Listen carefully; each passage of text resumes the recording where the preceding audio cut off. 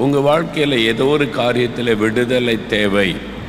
அதனால தான் ஆண்டவர் இந்த வார்த்தையை உங்களுக்காய் தந்திருக்கிறார். அதில் ஆண்டவர் சொல்லுகிறார், ஆபத்து காலத்தில் ஏதோ ஒரு ஆபத்தான ஒரு சூழ்நிலையில் நீங்கள் வந்திருக்கலாம். உங்களுடைய குடும்பம் ஒரு ஆபத்தான நிலைமையில் இருக்கலாம். உங்களுடைய தொழில், உங்களுடைய வியாபாரம் ஒரு ஆபத்தான சூழ்நிலையில் இருந்து கொண்டிருக்கலாம். உங்களுடைய பிள்ளைகளுடைய வாழ்க்கை ஒருவேளை ஒரு ஆபத்தான சூழ்நிலையில் இருக்கலாம். உங்கள் வாழ்க்கையில் ஒரு வியாதி, பிரச்சனை, பலவீனத்தினால ஒரு ஆபத்தான சூழ்நிலை உங்களுடைய வாழ்க்கையிலே காணப்படலாம். ஏதோ ஒரு ஆபத்தான ஒரு சூழ்நிலை. ஆண்டவர் சொல்கிறார், இந்த ஆபத்து காலத்தில் நீ என்னை நோக்கி கூப்பிடு, நான் உன்னை விடுவிப்பேன் அப்படின்னு ஆண்டவர் வாக்கு கொடுக்கிறார். நம்முடைய வாழ்க்கையில் நம்ம கடந்து செல்லுகிற பிரயாணத்தில் பலவிதமான ஆபத்துகள் நம்முடைய வாழ்க்கையிலே குறுக்கிடுகிறது.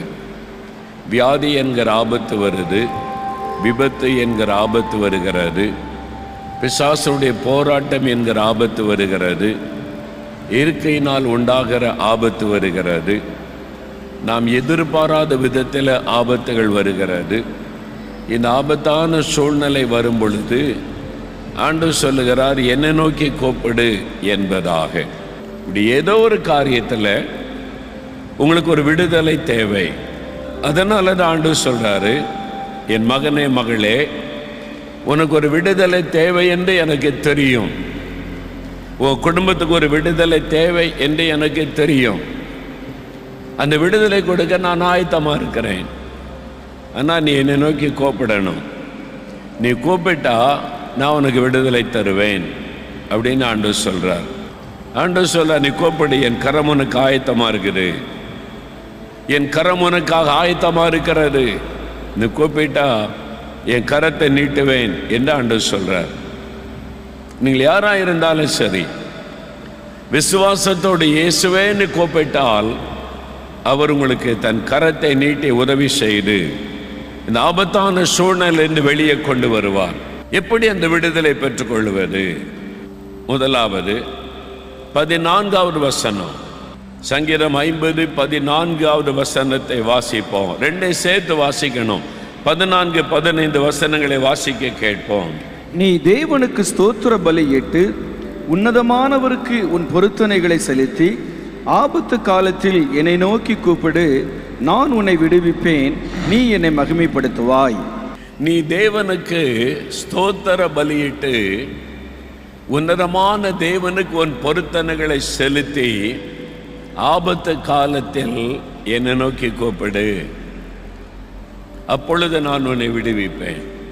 சிலர் நினைக்கலாம், நான் கூப்பிட்டு தான் நான் பார்க்குறேன், ஒவ்வொரு ஜெபிக்கலாம் நிகழ்ச்சியிலையும் கூப்பிட்றேன்னு, ஒவ்வொரு அற்புத பெருவிழாவிலையும் டிவிக்கு முன்னால் உட்காந்து கூப்பிடுறேன்னு, ஆண்டவரே ஆண்டவரேன்னு சொல்லி. இங்கே கூட ஜபத்துக்கெல்லாம் வந்து இயேசுவே இயேசுவேன்னு கூப்பிடுறேன்னு, இன்னும் எனக்கு பதில் வரலையே, இன்னும் எனக்கு விடுதலை உண்டாகலையே, இன்னும் ஒரு அற்புதம் நடக்கலையே. அந்த மாதிரி ஒரு சோர்ந்து போன நிலைமையில நீங்கள் வந்திருக்கலாம்.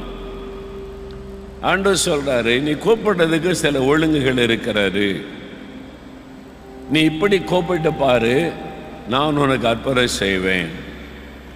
ஒரு 3 காரியம், ரொம்ப சிம்பிளான காரியம், ஆனால் மனதில் பதித்து நாம் கூப்பிட வேண்டிய காரியம். முதலாவது, நீ தேவனுக்கு ஸ்தோத்திர பலியிட வேண்டும். ஸ்தோத்திரம் பண்ணுவது தேவனுக்கு பலி செலுத்துவதற்கு சமம். ஸ்தோத்திர பலி. அப்போ ஆண்டவரை ஒரு ஆபத்தான காரியத்தில் கூப்பிடும்போது, எனக்கு ஒரு விடுதலை வேண்டும், சுகம் வேண்டும், அற்புதம் வேண்டும் என்று கேட்கும் பொழுது முதலாவது உடைய வாயிலிருந்து ஸ்தோத்திர பலி அவருக்கு போக வேண்டும். ஆண்டவரை துதித்து ஸ்தோத்தரித்து நீ உன்னுடைய தேவைக்காக கூப்பிட வேண்டும். ஏன் ஆண்டவரை ஸ்தோத்தரிக்கணும்? நானே ஆபத்தில் இருக்கிறேன், நானே வியாதியில் இருக்கிறேன், நானே பிரச்சனையில் இருக்கிறேன், நானே அமிழ்ந்து கொண்டிருக்கிறேன். இந்த நேரத்தில் எப்படி அவரை துதிக்க முடியும்? அற்புதம் நடந்துட்டா அவரை துதிக்கலாம். ஆனால் முதலாவது ஸ்தோத்திர பலி செலுத்த சொல்லுகிறாரு. நம்ம எப்போ ஜெபம் பண்ணினாலும் ஸ்தோத்திரத்தோடு கூடிய ஜபத்தினாலும் வேண்டுதலினாலும் தேவனுக்கு தெரியப்படுத்துங்கள். அப்படிதான் வேதம் சொல்லுகிறார். ஸ்தோத்திரத்தோடு கூடிய ஜபம் வேண்டுதல். தானியேல் ஜபம் பண்ணும் பொழுது தினமும் ஜபம் பண்ணினார் 3 வேளை. அதே சமயத்தில் ஸ்தோத்திரம் செலுத்தினார். ஒரு அந்நிய தேசத்தில் அடிமையா இருக்கிறாரு. அங்கிருந்து தேவனை துதித்து ஜபம் பண்ணுகிறார். அதான் ஆண்டவர் சொல்ல, முதலாவது ஸ்தோத்திர பலியிடு, ஸ்தோத்திர பலியிட்டு என்னை நோக்கி கூப்பிடு அப்படின்னு ஆண்டவர் சொல்றார். ஐயா, எதுக்கு ஸ்தோத்திரம் பண்றது? உங்களுக்கு என்ன வேணும்? பாவத்திலிருந்து விடுதலை வேணும், பாவ மன்னிப்பு வேணும், இந்த பாவ போராட்டத்திலிருந்து விடுதலை வேணும். அதுக்கு எப்படி ஆண்டவரை துதிக்கிறது? அவருடைய சிலுவையை நோக்கி பார்த்தீங்கன்னா உங்களால் துதிக்காமல் இருக்க முடியாது. முதலாவது 1 பேதுரு 2:24 சொல்லுகிறது, நாம் பாவங்களுக்கு செத்து நீதிக்கு பிழைக்கும்படி இயேசு கிறிஸ்து தாமே நம்முடைய பாவங்களை தம்முடைய சரீரத்தில் சிலுவையிலே சுமந்தார். பாவ மன்னிப்பு வேணும், பாவத்திலிருந்து விடுதலை வேணும், நிம்மதி வேணும், சமாதானம் வேண்டும் என்றால் முதலாவது அந்த சிலுவை பார்த்து ஆண்டவருக்கு ஸ்தோத்திர பலி செலுத்துங்கள். என்ன பலி செலுத்தணும்? இயேசுவே, என் பாவங்களை சிலுவையில் சுமந்து விட்டதற்காக ஸ்தோத்திரம், என் பாவத்தை மன்னிப்பதற்காக நீர் சிலுவையில் என் பாவத்தை ஏற்றுக்கொண்டதற்காக ஸ்தோத்திரம், எனக்கு பாவத்திலிருந்து விடுதலை கொடுப்பதற்காக சிலுவையில் என் பாவத்தினத்தை நீர் கட்டப்பட்டு ரத்தம் சிந்தி மரித்ததற்காக ஸ்தோத்திரம், என்னை இந்த பாவத்தின் வல்லமிலிருந்து விடுதலை ஆக்குவதற்காக சிலுவையில் நீர் வெற்றி சிறந்து 3வது நாள் உயிரோடு எழுந்தீரே, உமக்கு ஸ்தோத்திரம், என்னை பாவமர கழுவி சுத்திகரிப்பதற்காக உம்முடைய ரத்தத்தை சிலுவையில் சிந்தினீரே, அந்த ரத்தத்திற்காக உமக்கு ஸ்தோத்திரம், இயேசு கிறிஸ்துவின் ரத்தம் சகல பாவங்களை நீக்கி சுத்திகரிக்கும் என்ற வார்த்தைக்காக உமக்கு ஸ்தோத்திரம். நீங்கள் அப்படி துதிக்கும் போது விசுவாசத்தை வெளிப்படுத்துகிறீர்கள். உங்களுடைய விசுவாசத்தை வைத்துதான் ஆண்டவர் விடுதலை கொடுக்க முடியும், அற்புதம் செய்ய முடியும். ஆனால் ஸ்தோத்திர பலி செலுத்தும் போது ஆண்டவருடைய வல்லமை, அவருடைய கிரியைகளை நீங்கள் விசுவாசத்தை வெளிப்படுத்துகிறீர்கள். ஐயா, வியாதி இருக்குது, கேன்சர், ஆஸ்தமா, அல்சர், ஆத்தரைட்டிஸ், கை கால் முடங்கிவிட்டது, இந்த மரண வியாதி போராட்டம். மத்தேயு 8:17 இயேசு கிறிஸ்து தாமே நம்முடைய பலவீனங்களை ஏற்றுக்கொண்டு நம்முடைய நோய்களை சிலுவையில் சுமந்தார். அந்த சிலுவையை பார்த்து ஆண்டவரே, என் நோய்களை சிலுவையில் சுமந்ததற்காய் ஸ்தோத்திரம், என் பலவீனங்களை சிலுவையில் சுமந்து விட்டதற்காய் ஸ்தோத்திரம், என்னை சுகமாக்குவதற்காக கரத்திலே தழும்புகளை ஏற்றுக்கொண்டதற்காய் ஸ்தோத்திரம், உம்முடைய தழும்புகளால் என்னை தொட்டு குணமாக்குகிறதற்காய் ஸ்தோத்திரம், என்னுடைய பலவீனங்களை கூட சிலுவையில் சுமந்து விட்டதற்காய் ஸ்தோத்திரம், என்னை சுகமாக்க, என் வியாதியை மாற்றி விடுதலை கொடுக்கவே நீ சிலுவையில் நோய்களை சுமந்தீரே, உமக்கு ஸ்தோத்திரம். நீங்க துதிக்க துதிக்க துதிக்க ஆண்டவருடைய பலி, உங்களுக்காக அவர் செய்து முடித்த காரியத்தை அறிக்கையிடுகிறீர்கள். அது விசுவாசம். அந்த விசுவாசத்தை கனப்படுத்தி ஆண்டவர் அற்புதம் செய்வார். நம்ம ஆண்டவர் நான் என்ன தப்பு பண்ணேன், எனக்கு ஏன் அப்படிலாம் நடக்கணும், எல்லாருக்கும் சுகம் கொடுக்குறீங்க, எல்லாரும் சாட்சி சொல்றாங்க, எனக்கு மட்டும் ஒன்றும் நடக்க மாட்டேங்குது, நான் என்ன தப்புண்ட ஆண்டவரே? ஆப்போசிட்டா ஜபம் செய்வது, ஆண்டவரை குறை சொல்லுவது, ஆண்டவரை முறுமுறுப்பாரு. அதிக நேரம் அதை தான் நம்ம செய்கிறோம். அவங்களுக்கெல்லாம் அற்புதம் செய்றீங்க, எனக்கு ஒன்றும் நடக்கலை, நானும் தானே விசுவாசிக்கிறேன், நானும் தானே ஜெபிக்கிறேன். ஆண்டவரை குற்றப்படுத்துவதை போல நம்ம பேசுகிறோம். அதுக்காக ஒரு கண்ணீர் வடிக்கிறோம். ஐயோ, நான் என்ன செய்வேன், நான் என்ன பண்ணுவேன், ஆண்டவரை நான் என்ன பாவம் செய்துட்டேன்னு அழுவது, அது தேவனை குற்றப்படுத்துவதை போல. அதனால தான் அற்புதம் நடக்க மாட்டேங்குது. அதற்கு பதிலாய் ஸ்தோத்திர பலி செலுத்துவது, ஆண்டவரை துதிப்பது. இந்த வியாதிக்காக கூட உமக்கு ஸ்தோத்திரம், ஏன்னா நீர் என்னை குணமாக்க போகிறீர், நான் உம்மை மகிமைப்படுத்த போகிறேன். அல்லேலூயா. அதான் விசுவாசம். உங்களுடைய விசுவாசத்தை வார்த்தையில வெளிப்படுத்தும் போது தேவன் அதை கனப்படுத்தும்படி அற்புதம் செய்கிறார். இன்றைக்கு உங்களுடைய சரீரத்தில் இருக்கிற வலிகள், வேதனைகள், அந்த வியாதிகள், இந்த பாதிப்புகளை சிலுவையில் அவர் ஏற்றுக்கொண்டார். அவருடைய தலை முதல் கால் வரை சிதைக்கப்பட்டது, அடிக்கப்பட்டது, நொறுக்கப்பட்டது. உங்களுடைய சரீரத்தில் இருக்கிற தலை முதல் கால் வரை இருக்கிற அத்தனை வியாதிகளுக்காகவும் தன் சரீரத்தை நொறுக்குவதற்கு அவர் ஒப்பு கொடுத்தார். அதை நினைத்து அவரை துதித்து பாருங்க. ஆண்டவருக்கு ஸ்தோத்திரம் சொல்லி பாருங்க. உங்களுடைய விடுதலைக்காக அவருடைய கரம் நீட்டப்படும். கலாத்தியர் 3ஆம் அதிகாரம் 13ஆம் வசனம் சொல்லுகிறாரு, கிறிஸ்து நமக்காக சிலுவையில் சாபமானார், நம்மை நியாயப்பிரமாணத்தின் சாபத்தில் இருந்து விடுதலை ஆக்குவதற்கு.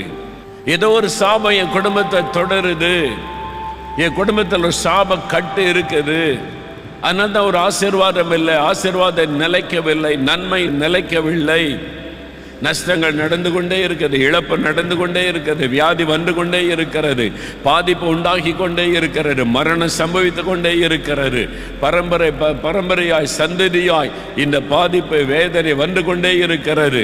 ஏதோ ஒரு சாபம் எங்களை தொடருகிறது. அதனால தான் எவ்வளவு ஜெபம் பண்ணியும் ஒரு மாற்றத்தை பார்க்க முடியவில்லை. இந்த சாபத்தை அவர் சிலுவையில் சுமந்து விட்டார். தலையில முள்முடியை ஏற்றுக்கொண்ட பொழுது அந்த சாபத்தை தன்னுடைய தலையில ஏற்றுக்கொண்டார். உங்கள் சாபத்தை தன் மீது அவர் சிலுவையில் ஏற்றுக்கொண்டார். உங்க குடும்பத்தின் சாபத்தை அவர் சிலுவையில் தன் மீது ஏற்றுக்கொண்டார். நம்முடைய சாபத்திலிருந்து விடுதலை கொடுக்க, ஆண்டவரே எங்க குடும்பத்தின் சாபத்தை சிலுவையில் ஏற்றுக்கொண்டீர், என்னுடைய சாபத்தை சிலுவையில் சுமந்து விட்டீர், உமக்கு ஸ்தோத்திரம். என் குடும்பத்தின் சாபத்தை சிலுவையில் நீர் ஏற்றுக்கொண்டீர், உமக்கு ஸ்தோத்திரம். என்னுடைய சாபத்தை மாற்றத்தான் நீர் தலையில முள்முடியை ஏற்றுக்கொண்டீர். அந்த முட்கள் உம்மை வேதனைப்படுத்தும் போது இந்த சாபத்திலிருந்து விடுதலை கொடுக்க உமக்கு ஸ்தோத்திரம். ஆண்டவரை துதிக்கும் போது உடைய விசுவாசத்தை வெளிப்படுத்துறீங்க. அப்ப அந்த சாப கட்டுகள் அதிலிருந்து ஒரு விடுதலை உங்களுக்கு உண்டாகும். ஆனால் ஆண்டவர் சொல்லுகிறார், முதலாவது ஸ்தோத்திர பலி செலுத்துங்க, முதலாவது ஆண்டவரை ஸ்தோத்திரம் பண்ணுங்க, துதிங்க. ஏசாயா 53ஆம் அதிகாரம் 4ஆம் வசனம் சொல்லுகிறார், அவர் நம்முடைய பாடுகளை ஏற்றுக்கொண்டு நம்முடைய துக்கங்களை சிலுவையின் மீது சுமந்தார். நம்முடைய பாடுகள், நம்முடைய துக்கங்கள் சிலுவையில் சுமந்துட்டார். என்ன பாடு, என்ன பிரச்சனை, என்ன துக்கம்? ஐயா, வீட்டுக்குள்ள இந்த பிரச்சனை, அதனால துக்கம்.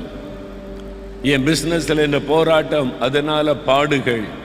நான் வேலை செய்கிற இடத்துல இந்த மாதிரி வேதனைகள், பாடுகள், நிந்தைகள், அவமானங்கள், பாடுகள், வேதனைகள் எல்லாவற்றையும் சிலுவையில் சுமந்தார் என்று வேதம் சொல்லுகிறார். எதுக்கு அவர் சிலுவையில் எல்லாத்தையும் சுமக்கணும்? உங்களுக்காக, உங்களுக்கு விடுதலை கொடுக்க, உங்க பிரச்சனையை மாற்ற, உங்க துக்கத்தை மாற்ற அவர் சிலுவையில் எல்லாத்தையும் தன் மீது ஏற்றுக்கொண்டார். அதை நினைத்து ஆண்டவரை ஸ்தோத்திரம் பண்ணி பாருங்க. ஆண்டவரை, என் துக்கத்தை சிலுவையில் சுமந்தீரே ஸ்தோத்திரம், என் நிந்தைகளை சிலுவையில் சுமந்தீரே ஸ்தோத்திரம், என் அவமானங்களை சிலுவையில் ஏற்றுக்கொண்டீரே உமக்கு ஸ்தோத்திரம். எனக்கு இந்த நிந்தை அவமான பாடலிருந்து விடுதலை கொடுக்க சிலுவையில் எல்லாவற்றையும் சுமந்து முடித்தீரே ஸ்தோத்திரம். முதல்ல நல்ல வாய் திறந்து ஆண்டவரை மனதார ஸ்தோத்திரம் பண்ணி பாருங்க. அப்படி துதிக்கும் போது உங்களுடைய விசுவாசத்தை வெளிப்படுத்துறீங்க. அப்பொழுது அவங்களுக்கு சமீபமாய் ஆண்டவருடைய பிரசன்னம் இறங்கி வரும். அவர் துதிகளின் மத்தியிலே வாசம் பண்ணுகிற ஒரு தேவன். அந்த ஸ்தோத்திர பலி செலுத்த செலுத்த செலுத்த நீங்க எந்த இடத்துல இந்த ஸ்தோத்திர பலி செலுத்தினாலும் அந்த இடத்துல தேவனுடைய பிரசன்னம் உங்கள் மத்தியிலே வருவதை உணர முடியும். ஐயா, இந்த பிசாச போராட்டம் இருக்குது, யாரோ பிலிசூனிய பண்ணிட்டாங்க, இந்த ஆவி பயப்படுத்துது, பயத்தின் ஆவி. சிலுவையில் அவர் வெற்றி சிறந்தார். சாத்தானுடைய வல்லமைகளை உரிந்து கொண்டு சிலுவையில் சாத்தானின் மீது வெற்றி சிறந்தார். அதற்காக ஸ்தோத்திரம்.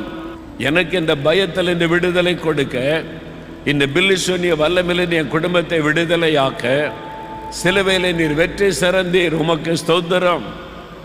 இப்படி ஆண்டவரை துதிக்க துதிக்க துதிக்க அவர் மேல இருக்கிற விசுவாசத்தை வெளிப்படுத்துறீங்க.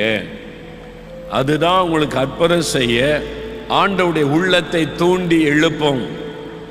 என்னால் உங்களுடைய விசுவாசத்தை தேவன் பார்க்கிறார். உங்களுடைய விசுவாசத்தை வைத்துதான் உங்களுக்கு விடுதலை கொடுக்க முடியும். அப்ப நீங்க விசுவாசத்தை வெளிப்படுத்த முதலாவது அவரை ஸ்தோத்திரம் பண்ணணும். அதான் சொல்லப்படுது. தேவனுக்கு ஸ்தோத்திர பலியிட்டு முதலாவது ஸ்தோத்திர